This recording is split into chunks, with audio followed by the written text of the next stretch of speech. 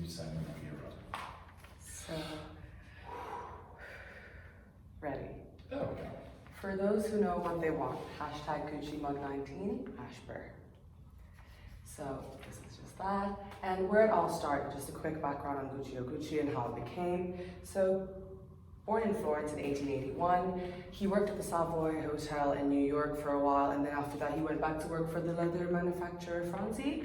And then after that he opened his own stores in Florence, the first one in Via Viona Nuova, and then the second one in Barione in 1921.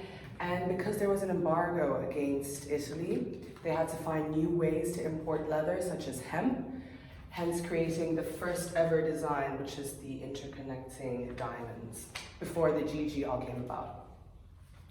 So there was also an introduction of pigskin and bamboo by his kids Aldo and Rodolfo, and that's where the saddle, the Jackie bag, introduced, because Jackie Onassis would wear it, and it was also like the Dior saddle, it was having influence from there.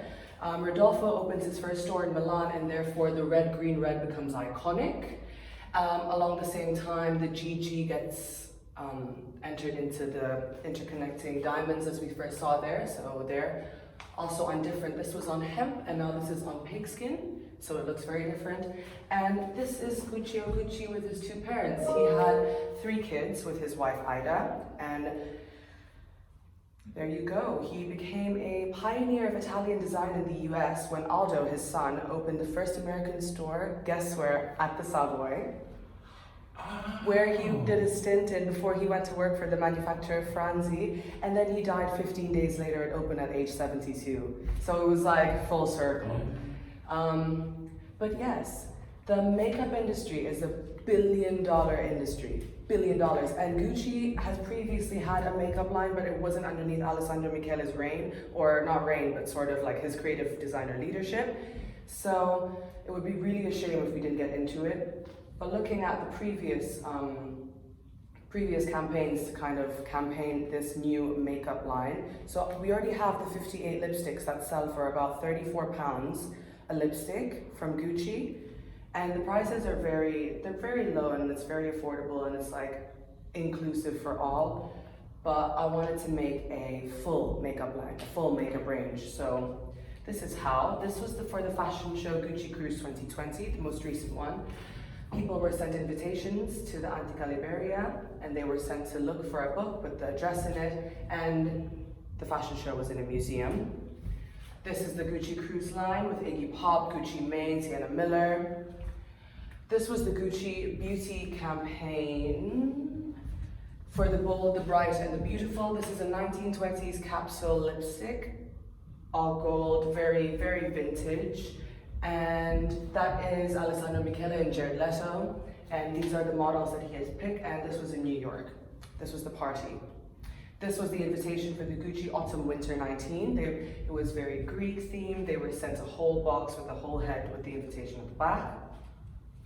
Now, based on the previous campaigns, I want to make a makeup line based on the eyeliners. I want to make a makeup line based on the rouge. I want to make a makeup like the eyeshadows and all of his intricate like little designs. I want to make it into this long Alessandro Michele-esque Gucci makeup line. So following the 1920s to 60s, because if you look here, this is from a 60s ad. He took the design right out of that for his lipstick line. This is the current lipstick line of 58 shades of nudes and reds. So I was thinking of expanding to blushes, cream eyeshadows. So for the invitation, you're gonna get an invitation. It's very exclusive. You're gonna have to go to the gardens of the Boboli Gardens, and you're gonna find this on a tree, and you're gonna go to it. The PR event is going to be freak show themed. Instead of the mannequins, it's going to be models. It's going to be in Firenze in the Gucci Gardens. So for the muses, you have Amanda Lepore, you have Kai, you have Cody Fern, Jared Leto, Lana Del Rey, Rami Miller. You have all of the people that he finds beautiful and would fit into the brand because he likes this non-Kardashian-esque beauty. Now, this is going to be the strengths and weaknesses. We have a lot more strengths. High quality products, strong brand image, trusted and high exposure, quick turnaround, and elite muses, and a very loyal following. A great opportunity would be a growing market for luxury products in Asia. And this is the pestle. I won't go through it now, this is my last slide.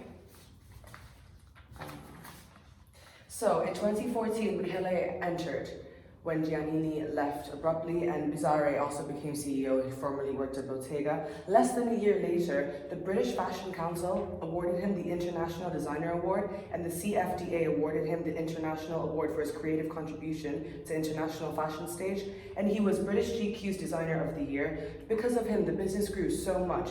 50% of sales annually rise ever since he's gone in to become the creative director, and it's the most Googled luxury fashion brand globally. And in 2017 itself, it added 8 million followers, and next year in 2020 it's set to hit a 10 billion euro in revenue.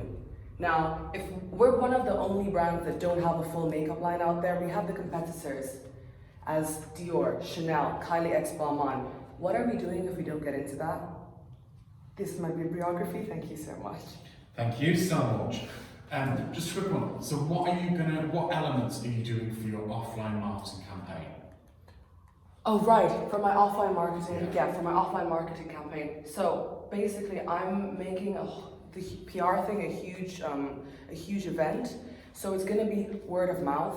Yeah. And on my, because he doesn't really do a lot of he's not a billboard type. I didn't want to really go too far away from what Gucci stands for and what he is. He's very exclusive in that way because most of it is online. But what I'm going to do is the PR event is going to be the main event. There's going to be a hype around it, and then it's going to be sold in stores.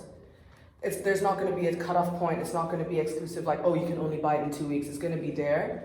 And you're going to just have the availability to purchase it after all the elite people have come and bought it. Well done. Thank you.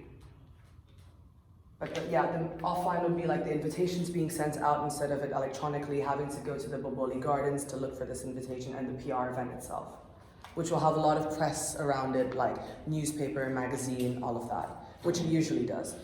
Grazie, prego.